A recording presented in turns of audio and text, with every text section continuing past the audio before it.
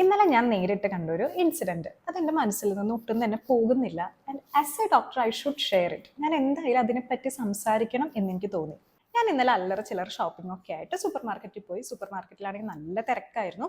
അങ്ങനെ ഫ്രൂട്ട്സ് എടുത്തുകൊണ്ടിരിക്കുക. അപ്പൊ എൻ്റെ അടുത്തുനിന്ന് തന്നെ ഭയങ്കര ഒച്ചപ്പാട് കേട്ടിട്ടാണ് ഞാനിത് ശ്രദ്ധിക്കുന്നത്.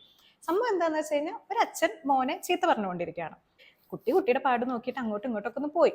അപ്പൊ ഈ അച്ഛൻ കുട്ടീനെ അന്വേഷിച്ചപ്പോൾ കുട്ടീനെ കാണാണ്ടായില്ല. ഈ ഒരു ഇൻസിഡന്റ് എനിക്ക് ഇത്രയും മനസ്സിൽ കയറാൻ കാരണം എന്ന് പറയുന്നത് ആ ഒരു അച്ഛൻ റിയാക്ട് ചെയ്ത രീതിയാണ്. അവിടെ നിന്ന് എല്ലാവരും ഇവരെ തന്നെയാണ് നോക്കുന്നത്. അത്രയും ഉച്ചത്തിലാണ് ഈ കുട്ടീനെ ചീത്ത പറഞ്ഞുകൊണ്ടിരിക്കുന്നത്.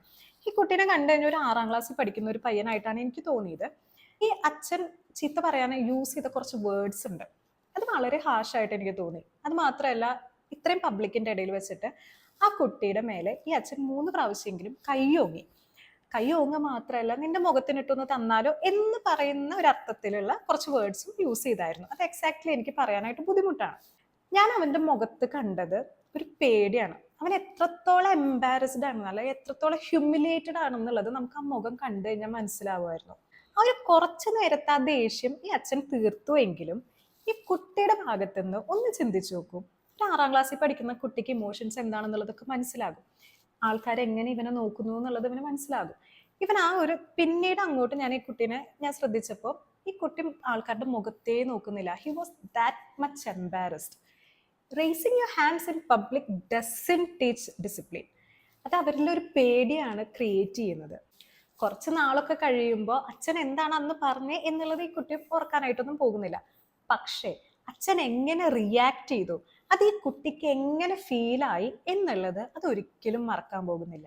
എൻ്റെ അടുത്ത് വരുന്ന ഭൂരിഭാഗം ക്ലയൻസും അവരിപ്പോൾ ഫേസ് ചെയ്യുന്ന പല ഇഷ്യൂസിൻ്റെയും റൂട്ട് കോസ് നമ്മൾ തപ്പിപ്പോയി കഴിഞ്ഞാൽ അത് അവരുടെ ചൈൽഡ്ഹുഡ് തന്നെയായിരിക്കും.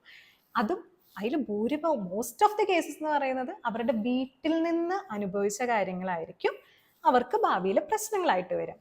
നമ്മുടെ ചെറുപ്പകാലമാണ് നമ്മൾ വലുതാകുമ്പോൾ നമ്മുടെ ക്യാരക്ടർ, നമ്മുടെ പേഴ്സണാലിറ്റി എങ്ങനെ ഡെവലപ്പ് ചെയ്യണം എന്നുള്ളത് തീരുമാനിക്കുന്നത്. അതിൽ നമ്മുടെ എൻവിറോൺമെന്റ്, നമ്മുടെ പാരൻസ്, ഇതിനൊക്കെ വളരെ വലിയ പങ്കുണ്ട്.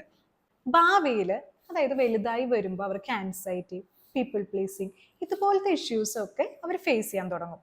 പാരൻസ് ആയതുകൊണ്ടും ഇവർ കുട്ടികളായതുകൊണ്ടും ഇവർ ആ കുറച്ച് നാളത്തേക്ക് ആങ്കർ സപ്രസ് ചെയ്ത് വെച്ചാലും കുറേ കാലങ്ങൾ കഴിയുമ്പോൾ ഒരുപാട് സപ്രസ് ചെയ്ത് വെക്കാനൊന്നും പറ്റില്ല. ഇതൊക്കെ പൊട്ടിത്തെറിക്കുക തന്നെ ചെയ്യും.